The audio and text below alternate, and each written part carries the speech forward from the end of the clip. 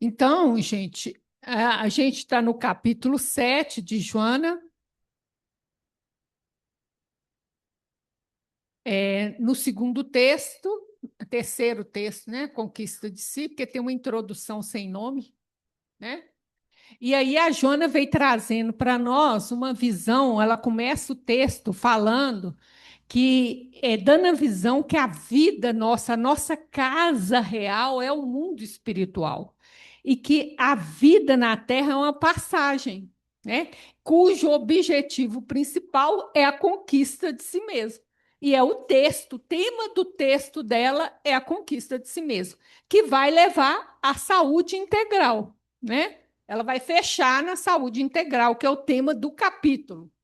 Então, ela começou falando disso, e depois ela veio falar para nós, semana passada, que as nossas experiências passadas, dessa e de outra vida, que são os complexos, eles podem é, constelar e obstruir o discernimento do céu, do ego. Né? Esses conteúdos nossos não trabalhados, eles podem constelar, toma o ego e ele fica momentaneamente perturbado. E agora ela vai entrar no processo evolutivo. Página 178. Iniciando o desenvolvimento do si mesmo na condição de simples e ignorante, destituído de conhecimentos, de habilidades e de treinamentos, a pouco e pouco, a semelhança da semente no seio generoso da Mãe Terra, vão se lhe desenvolvendo os germes da sabedoria adormecida, experienciando os jogos dos sentidos em avanço para a lógica e o raciocínio, dando lugar aos atavismos primitivos que devem ser ultrapassados sem traumas nem choques emocionais. Então, gente, si mesmo e espírito é a mesma coisa, né? Si mesmo e espírito é a mesma coisa. Então, o que que ela fala? Quando a gente é simples e ignorante, né? Vamos dizer, quando a gente entra no reino vamos dizer, sai do reino animal, né? A gente começa essa caminhada aí, hum, que nós podemos falar, eu não sei se ela está falando de um reino animal, não. A gente sai de Deus simples e ignorante e estagiamos em todos os reinos, vegetal, não, mineral, vegetal, animal, depois a gente entra no reino dos homens. E aí, ela compara a gente com uma semente, né? Então, ela está falando do reino animal, um animal não, hominal, porque é uma semente que vai desabrochar sabedoria, ó. Vai desenvolver os sentidos, né? Experienciando os sentidos, a lógica, o raciocínio. Ok, gente? Dando lugar aos atavismos que tem que ser ultrapassado. Como é que isso tem que ser ultrapassado, gente? Tudo que Deus faz não tem trauma, não tem choque. A evolução é lenta, vamos dizer assim, feito de uma suavidade, né? E a gente é muito violento, né? Então Deus não faz nada com violência, gente. Então é tudo, ó, sem trauma nem choque emocional, né? Tudo devagar, vamos dizer, andando sempre mais pouco a pouco, ó. Os atavismos primitivos é tudo aquilo que a gente tem, os costumes muito ligados às sensações, aos instintos, tudo isso a gente vai ter que superar, devagar e sempre, sem traumas. Guarda isso, que daqui a pouco ela vai falar que a gente não lembra disso. A gente não quer ir devagar. À medida que se lhe tornam mais complexas as admiráveis possibilidades de que dispõe para evoluir, surgem-lhe as marcas dos hábitos ancestrais que teimam em prendê-lo no já conhecido, no já desfrutado, confundindo os valores de qualidade com as comidades do prazer. Aí eu trouxe um pouquinho sobre hábito para a gente poder meditar um pouquinho, tá, gente? Aí a gente vai para o encontro com a paz e saúde para a gente entender o hábito, como é que ele é, como é que forma direito. Paz e Saúde, capítulo 9. A consciência cotidiana é resultado das experiências mentais e emocionais que se repetem por automatismo, criando os hábitos do discernimento entre as atitudes certas e as incorretas. As buscas da razão operam dentro de padrões de comportamentos saudáveis, nos quais o ego seleciona os valores mais compatíveis com o próprio bem-estar, mas também de sabor geral, ensejando satisfações harmonizáveis com os objetivos existenciais. Olha só, Joana fala que a gente tem uma consciência cotidiana do dia a dia, tá vendo? Que é muito automática, ó.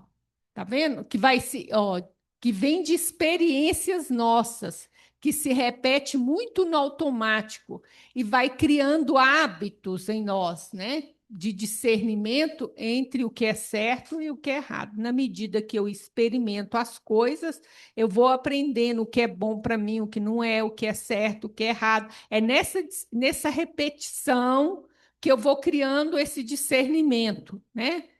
Aí, olha que interessante, ela vai falar os comportamentos são saudáveis, né? Dentro da razão, dentro dos padrões normais, o ego seleciona, olha bem, o ego faz uma seleção, levando valor e objetivo. Qual que é o objetivo? E quais são os valores?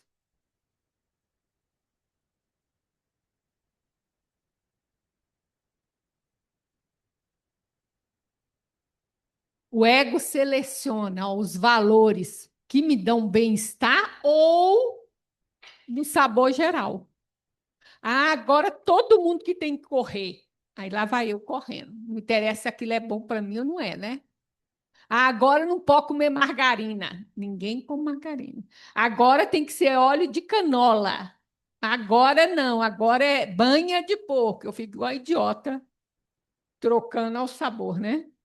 Sabor geral, costumes, comportamento. A gente copia, não questiona. Não pode comer pão. Não pode. Exatamente. Tem dia que não podia ovo, só podia um, agora 20 ovos. Entendeu? São comportamentos gerais. A gente percebe mais na área alimentação, que é um problema sério no meio nosso. Mas tem isso, todo mundo corre, aí começa a correr, arrebenta o joelho, tudo. É isso aí. Bom, é. Então tem aqui, ó, os valores do bem-estar, mas também tem a moda, né? Então não é só o que me faz bem, mas eu vou na galera, faço o que todo mundo está falando que agora a moda é essa, eu vou fazer agora só cozinho com banho de porco, que está na moda, né? Dita cor, dita. Eu lembro que ela adolescente vestiu uma roupa, comprei uma blusa verde caganeira. Até hoje, como é que eu tive coragem de usar aquela blusa? Apareceu na novela. Comprei, usei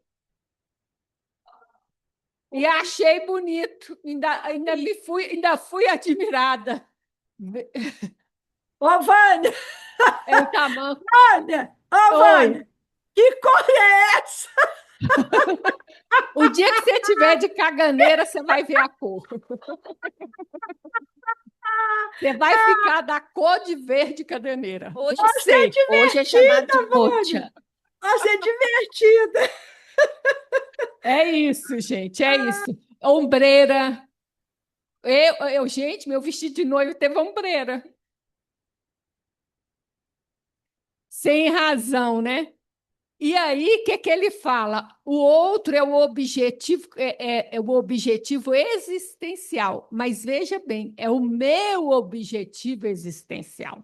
A Joana já avisou para a gente que a gente veio aqui para despertar o si mesmo. Mas o ego, Ele pode não ter esse objetivo, gente. Objetivo, eu posso estar com outro objetivo. Por exemplo, ganhar dinheiro. Como é que a gente ganha dinheiro hoje fácil? Vocês não sabem. Influencer, bet, jogando. E mais ainda se eu fizer propaganda para os outros jogar, eu ganho muito mais. Aí, influencer. Como é que influencer ganha dinheiro? Tem engajamento. Você sabe o que é engajamento? O que é o engajamento? Não.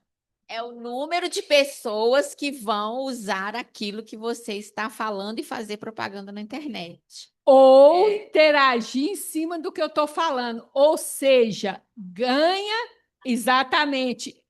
Não é só like, é movimento. Então, se eu provoco polêmica, eu provoco a discórdia, porque isso é que dá engajamento. Não interessa se é positivo ou negativo. Então, se você fala mal de mim, você está me dando engajamento do mesmo jeito que quem dá fala bem. E é isso é que dá money, entendeu? Engajamento. Então, eu tenho que ser polêmica. Não interessa quem eu humilho, quem eu ponho, exponho, não interessa. Por isso eu tenho que ser polêmica. Porque a polêmica movimenta a sombra do outro. Quanto mais eu tocar na sombra do outro, você vai lá indignada responder, partilhar. Você está dando dinheiro para mim, baby. Ô, tadinha. Faz mais. Aí você compartilha, põe na sua rede, indigna. Ô, bem, está dando dinheiro para outra. É isso que ela quer. Entendeu como é que ganha dinheiro na internet? Então, isso é um hábito, gente. Então, eu entro já com o olhar de como eu vou provocar polêmica. Porque eu quero é a polêmica, eu não quero ser a bonitinha. Eu não quero dar o exemplo. Eu não estou querendo fazer algo construtivo, eu quero dinheiro. Então, eu crio o hábito de entrar na internet para provocar polêmica. E isso aqui por quê? Porque o meu objetivo é grana. Não é contribuir para o mundo melhor, para a harmonia do mundo, para uma coisa construtiva, não. Entendeu, gente? Depende de qual é o meu objetivo, vai ser o meu hábito. É só abrir lá a internet, vocês vão ver, sem boca de sacola, vocês vão saber quem é. Vários fazem isso, tá? É assim. Então, a Joana vai falar, boca de sacola é que não consegue segurar a língua dentro dela. Aí a boca arregaçada, não consegue guardar. A boca grande não consegue conter a língua. Vani, são tão nas mínimas coisas que teve um que engajou mostrando a unha minha clarinha, e ele colocou assim, unha de mão limpa. Então, quem não tem uma unha clarinha, não tem unha de mão limpa. Aí, quem tem aquelas unhonas grandonas ou vermelhas e tal, engajou ele, porque falava mal dele. Aí fala, você está inibindo o meu direito de ter unha grande. E aí vai, gente. É assim. Então, gente, ela vai falar que o hábito, isso é muito importante, porque atrás do teu hábito, às vezes a gente não consegue mudar um hábito e não entende que por trás desse hábito existe um entendimento que aquilo é bem para mim e existe um entendimento que aquilo está contribuindo para o objetivo que eu acho que é importante e que nem sempre eu confesso. Você imagina se eu entrevisto uma pessoa dessa e pergunto: seu objetivo, então, é ficar bilionária, né? Essas pessoas, algumas vão falar, é mesmo. Agora, outras falam, de que isso? De jeito nenhum. Então, é honestidade, né? Então, isso é importante, viu, gente, na hora de mudar o hábito. As impressões do passado vão perdendo o significado dominante e, ao viar ser, assume interesse vivo, pois quem constitui meta a ser alcançada, mesmo que não definida de momento. William James afirmava: parece não haver dúvida de que todos somos, até certo ponto, vítimas da neurose do hábito, muitas vezes impedidos de avançar por causa das barreiras impostas pelos costumes ancestrais. Então, gente, olha o que Joana fala. Quando eu tenho esse interesse vivo, uma meta, por que ela insiste tanto, gente? Não pensa pequeno, querida. Pensa numa meta. Tem um objetivo maior do que você, porque isso aqui, ó, tá vendo? O vir a ser passa a ter um interesse mais vivo. Aí é mais fácil para mim romper com esses hábitos que eu preciso, porque eu já vejo que aquilo ali é de interesse para mim, né? Me traz bem-estar, né? Que possuem uma meta a ser alcançada. Isso é importante, que aí você está vendo o interesse que tem no que você vai alcançar. Isso vai te dar força para romper com o que você tem que romper, que está te impedindo de alcançar o que você já acha precioso. Então é importante pensar assim. Para de pensar pequeno. Aí a gente vai ver esse William James aqui, gente, ele é muito interessante, né? Porque ele vai falar a neurose de hábito, é o nome da teoria dele, tá? Então ele vai falar que a gente é impedido de avançar, porque a gente fica preso nesses hábitos ancestrais. Então, eu não li o livro dele, eu tirei esse artigo aqui que comenta o livro dele, e eu trouxe um pequeno muito interessante que ele vai ensinar como é que a gente rompe com o hábito, tá? Primeiro um pedacinho da teoria dele, e aí ele vai ensinar como que eu faço para criar um hábito. Bacana. Eu quero mudar um hábito, acho que esse não é legal para mim, quero formar um novo, como é que eu faço? Neurose do hábito. James começa com um relato estritamente científico e fisiológico do cérebro e de nossos grupos de padrões de informação arraigados, explorando a noção de neuroplasticidade um século antes de se tornar um termo da moderna neurociência popular e oferecer essa definição elegante. Plasticidade, no sentido amplo da palavra, significa a posse de uma estrutura fraca o suficiente para produzir uma influência, mas forte o suficiente para não produzi-la toda de uma vez só. Ele oferece 3 máximas para a formação bem-sucedida de novos hábitos. Você vê que ele é autor de um século atrás, né, gente? Mas olha o que ele fala. Então, quando eu formo um hábito, eu tenho um caminho no meu cérebro, na minha mente, que está automatizado. Então, ele fala que é possível mudar esse caminho de funcionamento. É o que ele chama de plasticidade. Porém, não é uma plasticidade que rompe tão fácil. Eu preciso construir outro caminho, persistir nesse outro caminho para que o velho seja esquecido. Então, existe uma plasticidade, mas ela não é tão frágil e fácil de ser mudada, tá? É como se na mente, automaticamente, ela já pega aquele caminho que eu acostumei. Eu vou ter que criar outro caminho, né? É possível, mas exige um pouco de disciplina. 1.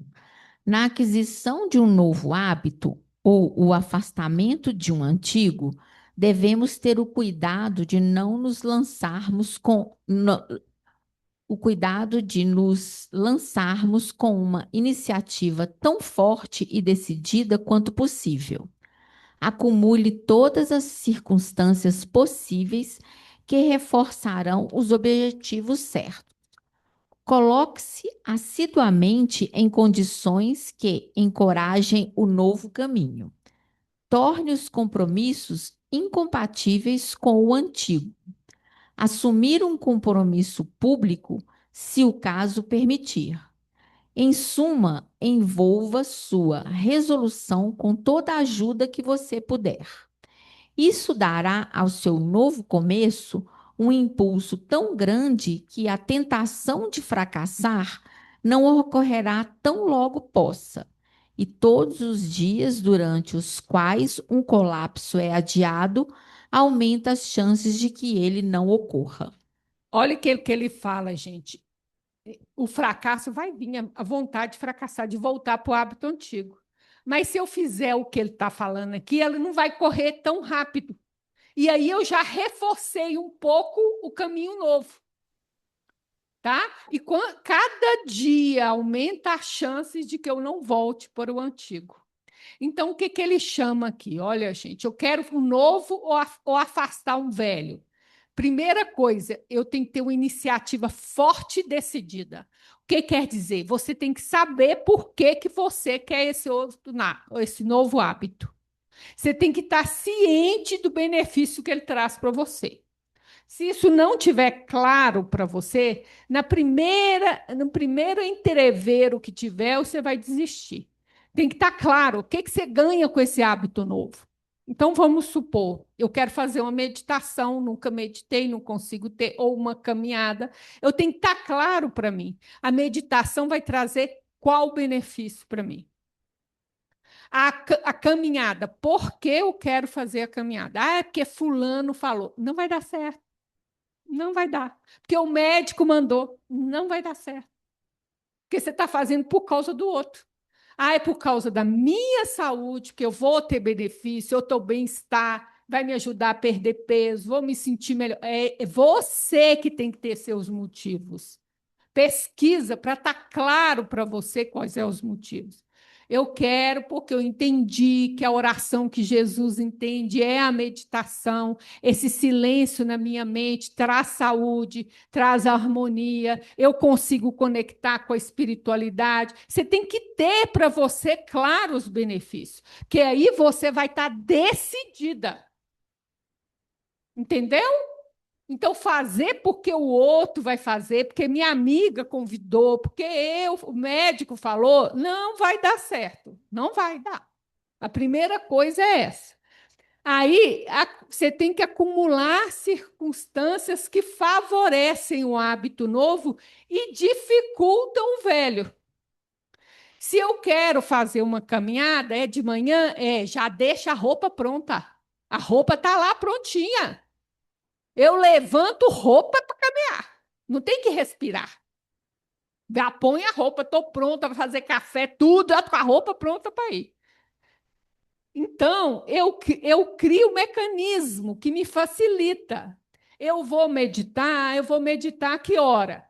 A hora que a casa está uma balbúrdia, menino correndo, marido chamando, empregada perguntando. Não, gente. Então, eu vou escolher aquele horário que eu posso ter um tempo para mim. Né? Então, as circunstâncias vão favorecer. É isso que ele fala. Você tem que pôr a circunstância para reforçar. Né? E, assiduamente a caminho. Né? Põe os compromissos incompatível com o antigo. Ah, eu dormi até mais tarde. Se você vai levantar para fazer a caminhada, tu não pode ficar na cama. Bateu, levanta. Você não falou que ia fazer de manhã cedo? Você que escolheu. Entendeu? Aí, se você fica na cama, você vai voltar ao hábito antigo. Preguiça, né? E não assumir o compromisso público, se permitir, porque você vai ficar com vergonha. Depois você contou para os outros que você vai fazer, vai dar uma vergonhazinha do fracasso. Né? É isso que ele está dizendo, né? Toda ajuda que você porá, isso vai dar um impulso bom que a hora que vier a tentação, ela logo possa passar. Por causa dessas razões, da maneira como você organizou sua agenda, o seu dia, tudo para favorecer esse novo hábito. 2. Nunca sofra uma exceção até que o novo hábito esteja firmemente enraizado em sua vida. Cada lapso é como a queda de uma bola de cordas que se está enrolando com cuidado. Um único deslize desfaz mais do que um grande número de voltas fluindo novamente. A continuidade do treinamento é o grande meio de fazer com que o sistema nervoso haja infalivelmente certo. É surpreendente o quão rápido um desejo morrerá de inanição se nunca for alimentado. Então, gente, é assim, ó, sua cabeça demora um pouco de pôr aquele hábito. Aqui uma coisa muito simples, eu resolvi que vou comer aveia na fruta que eu como na hora do café da manhã. Primeiro dia, comi a fruta, estou na academia, lembrei da aveia. Cheguei em casa, comi aveia, fora do horário, mas eu comi. Aveia, 9 horas da manhã, não era para comer esse horário, mas eu comi, não deixei de comer. E aí, que eu, estudando isso aí, eu entendi, eu tenho que favorecer. O que, que eu faço? De noite, eu já deixo a vasilha da aveia lá na pia. Por quê? Eu levanto de manhã, eu ainda não tenho o hábito, então eu levanto, vejo e guardo. Aí eu, aí, tá fora do lugar. Aí, aí eu como até que quando eu criar o hábito, não preciso deixar ela lá mais, entendeu? Então isso é favorecer o hábito novo, né? Então, gente, eu marquei de fazer a meditação 5 horas da tarde. Aí você vai ver que você vai começar a fazer as coisas da casa. Esqueci. Muito bem, faz. Ah, mas agora eu não tenho tempo. Faz 5 minutos, mas faz. Mesmo fora de hora. Ah, eu lembrei 9 horas. Pô, eu vou lá naquela cadeira, vou sentar e vou fazer que seja 5 minutos, mas eu faço. Isso fortalece a tua resolução. Isso te dá credibilidade para você mesmo. Você não fica se achando um fraco. Entendeu? E aí você já pensa, como é que eu faço para não esquecer? Um alarme. Não existe uma coisa chamada alarme que você usa para tudo? Põe um alarme para te lembrar que você tem um compromisso 5 horas da tarde com você mesma. É assim que a gente cria o hábito. Então é isso que ele fala, de não falhar, de não falhar. Mesmo que eu falhe, eu falei que ia fazer a caminhada 7 horas da manhã. Eu dá 9, eu esqueci. Pois eu ponho a roupa e dou uma volta no quarteirão, porque eu só tenho tempo agora de uma. Mas tu faz. Entendeu? Aí o cérebro, sua mente, na verdade, não é seu cérebro, vai entender que esse objetivo é importante para você. Vai lá, dá uma volta no quarteirão, põe a roupa, dá uma volta, foi o que eu dei conta de fazer hoje. E tudo bem, mas amanhã não tem negociação. 2 dias seguidos, aí você já está na rede, né? Deu para entender o que ele quer dizer com isso, gente? De não falhar? Não é uma coisa rígida, mas é você ter um compromisso sério com você. 3.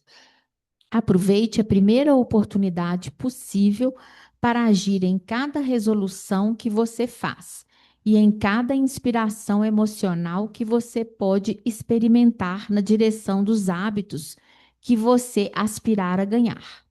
Não é no momento de sua formação, mas no momento de produzir efeitos motores que essas resoluções e aspirações comunicam a nova composição para o cérebro.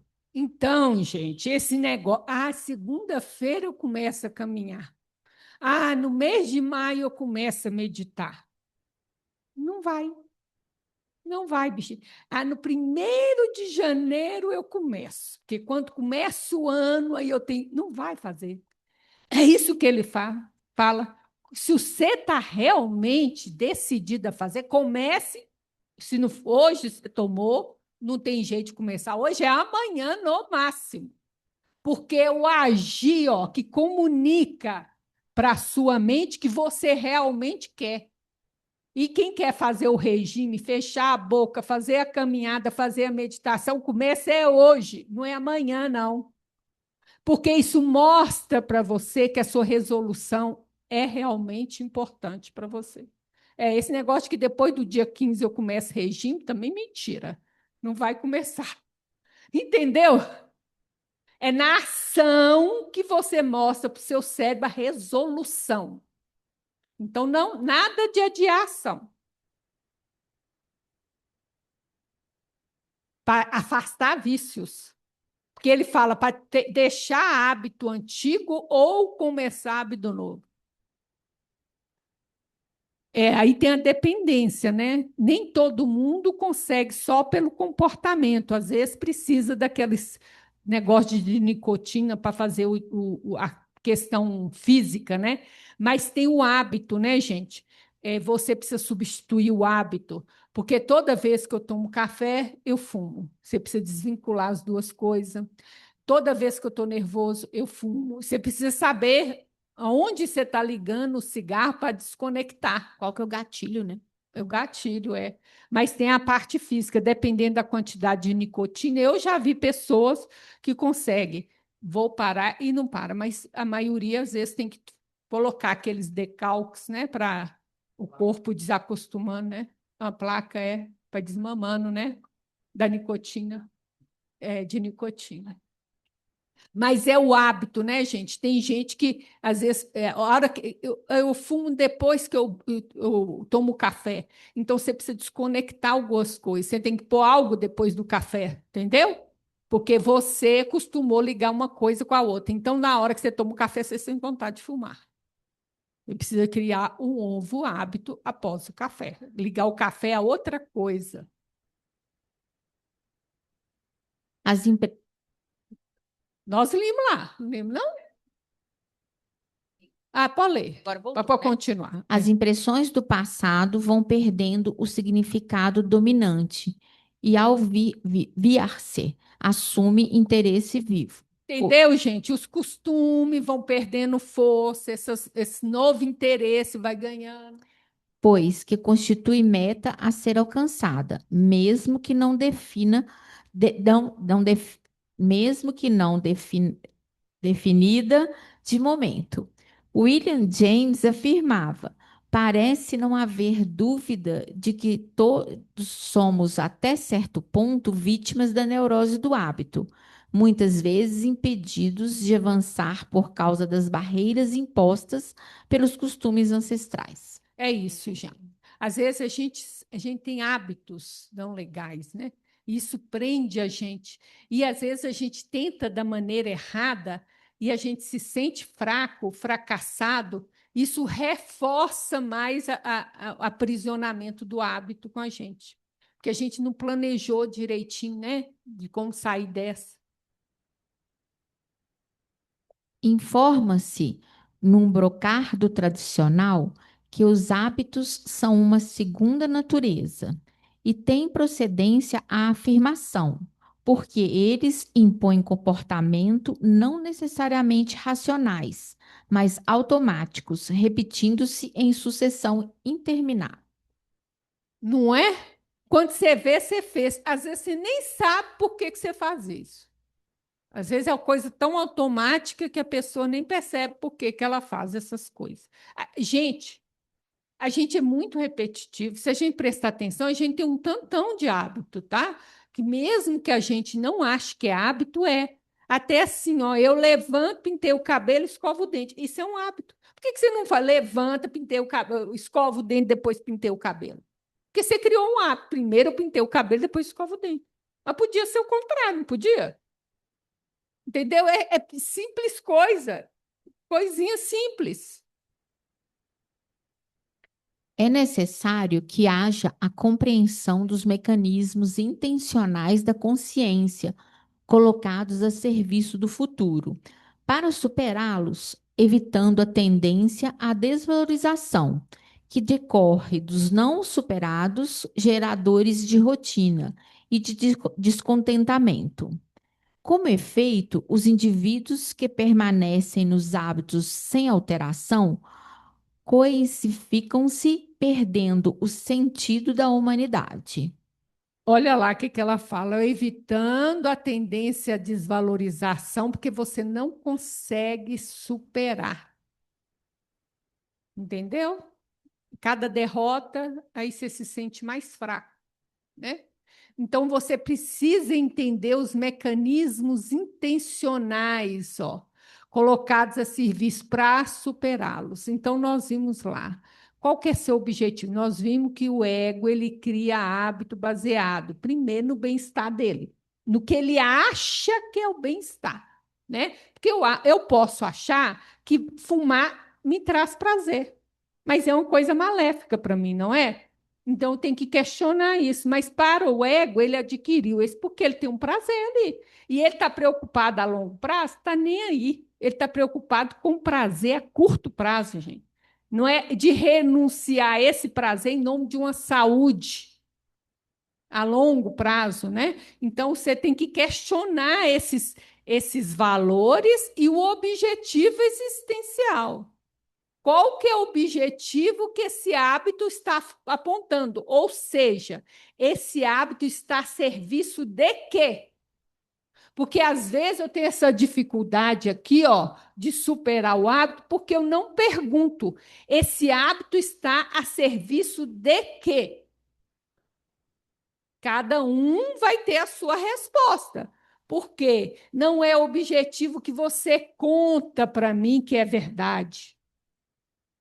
Né, gente? Ou vocês acham que a gente fala a verdade para os outros? Fala, não é? Pois é. Então, tem coisas, Marcelo, que a gente tem que fechar a porta do quarto, que a gente só conta para a gente. Tem coisas que a gente só conta para Deus. Não é? Verdade, a verdade está a serviço de quê? Esse ato. Porque senão, gente, eu não vou conseguir quebrar ele. Um vício mesmo, gente. Eu preciso, às vezes, quebrar esse entendimento meu.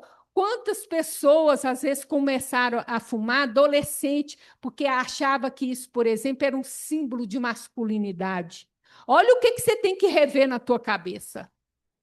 Ser homem é fumar? Entendeu? É todo um processo que você tem que rever. Da onde veio essa necessidade de fumar? De vender uma imagem? O que é? Então, é uma coisa um pouco complexa quando envolve vício, né, gente? Ó, indivíduos permanecem nos hábitos, coisificam-se.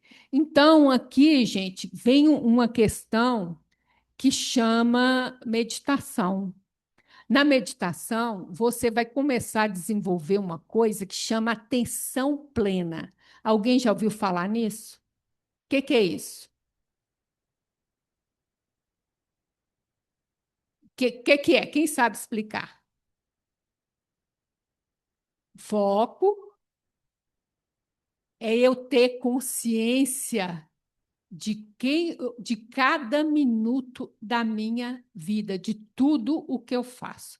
Então, eu estou aqui, eu estou tendo consciência onde está meu pé, aonde está o meu bumbum, aonde está o meu pescoço, a minha mão, o que eu estou fazendo, o que eu estou falando, eu estou aqui ou estou fazendo automático? A atenção plena vai quebrar com isso aqui, ó. E como que eu consigo atenção plena? Hã? Meditação. Entendeu, gente? É isso que vai fazendo. É um foco, mas não é um foco assim. Eu vou ter foco na hora que eu vou costurar. Não, é o teu foco o tempo inteiro, 100% da sua vida. Você tem que estar aqui presente. Evoluir. É presença no presente, né, Vânia? Presença no presente. Passou, Evoluir. passou pela minha cabeça aqui que a atenção plena para a minha pessoa é igual à individuação. Ela vai ser um instrumento da individuação. Para mim porque para mim é impossível eu ter atenção plena. Ela é um instrumento, Júnia, e ela vai surgindo à medida que você medita. Com o passar do tempo, aquele foco que você desenvolve na meditação começa a contaminar o seu dia. E você vai desenvolvendo. Então, gente, que é importante? Evoluir não é viver no mundo da lua. Evoluir não é viver no mundo espiritual estando na Terra. Você encarnou para viver aqui. Você tem que viver as experiências do hoje, do aqui, do agora. E à medida que você for meditando, vai passando o tempo, você vai adquirindo cada vez mais essa atenção plena em mais momentos da sua vida. Ok?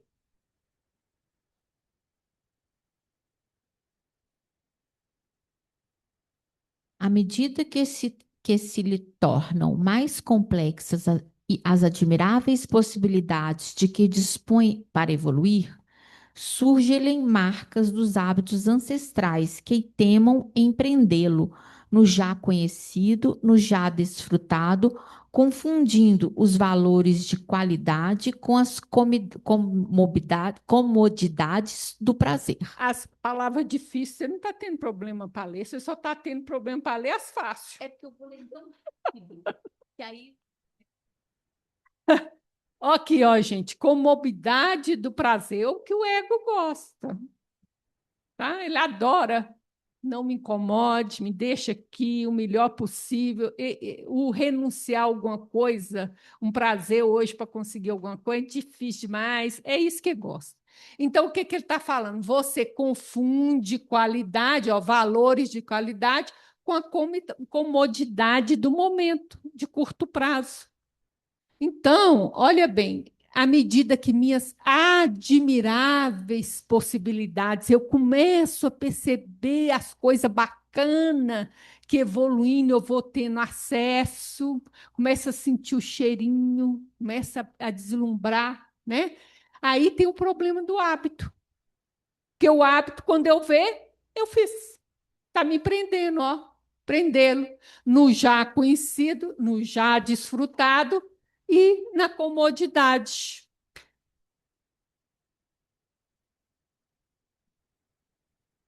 Por isso que a gente tem medo, porque no que eu vislumbro, à medida torno as possibilidades que eu ainda não conheço.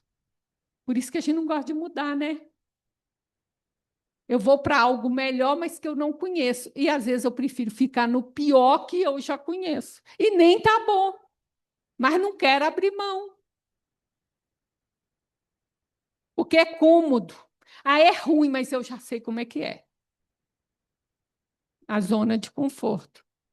E são hábitos, gente, que às vezes você vê que te desgasta a alma, né? E que é difícil de abrir mão, né? Uns filmes horrorosos, umas fofocas na internet, né?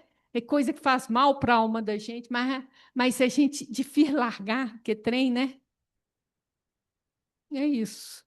Uns trem violento, né? Que você sai mal, você não sai bem, mas é tudo difícil de largar, né?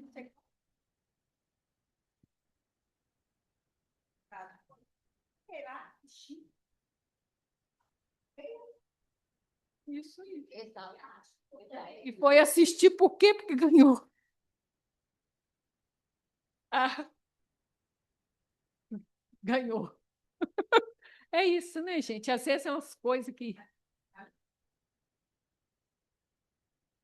Atraído pelo deutropismo da sua origem, não se pode furtar ao conflito entre o que tem sido e o que ele aguarda.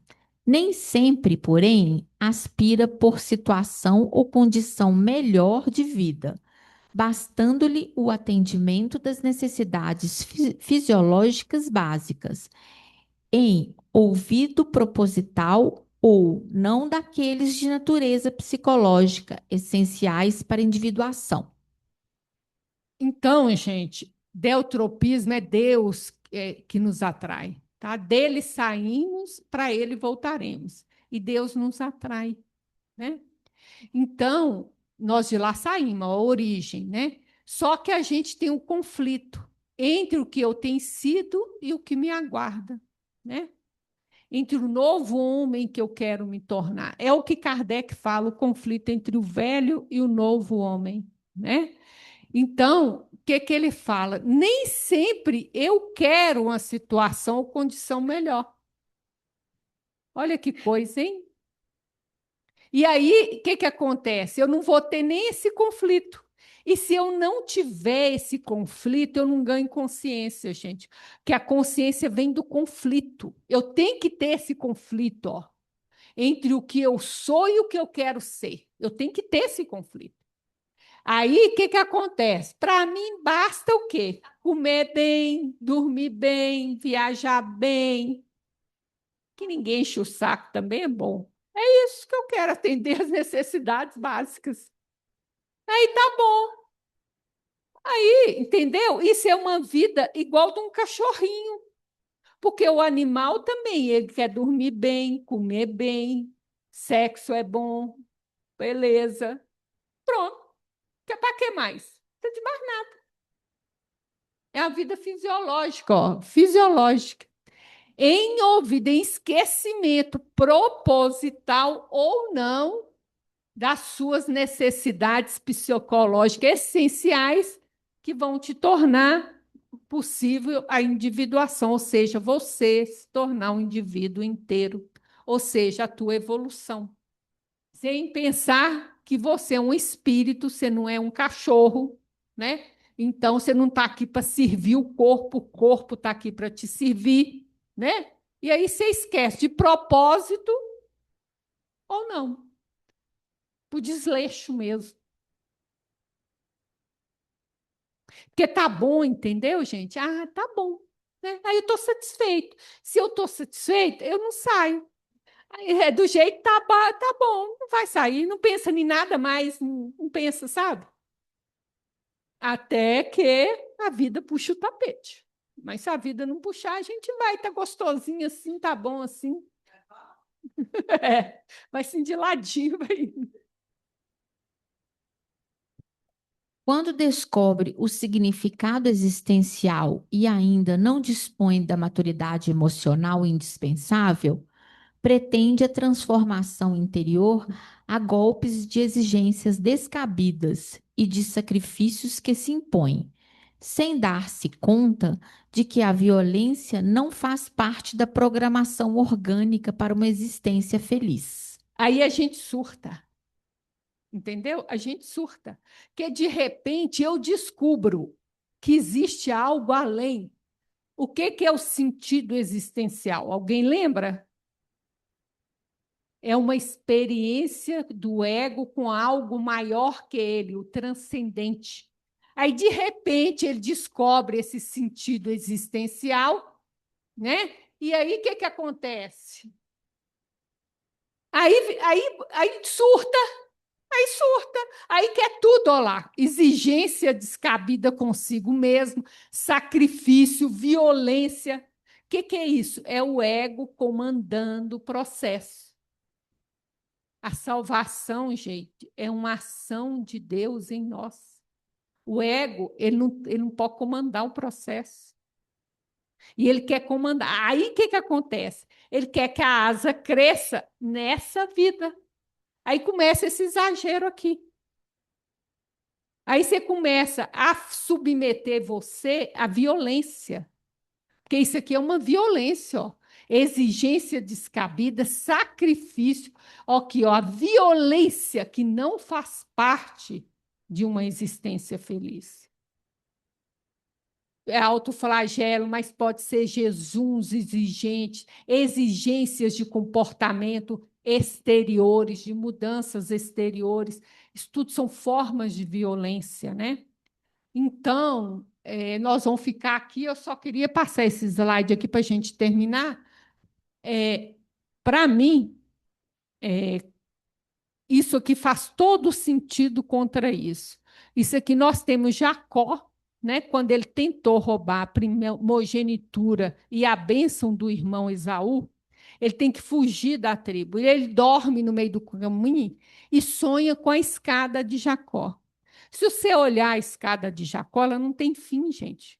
Então, e Deus está sempre criando. Então, sempre tem alguém atrás de você e sempre tem alguém à frente de você.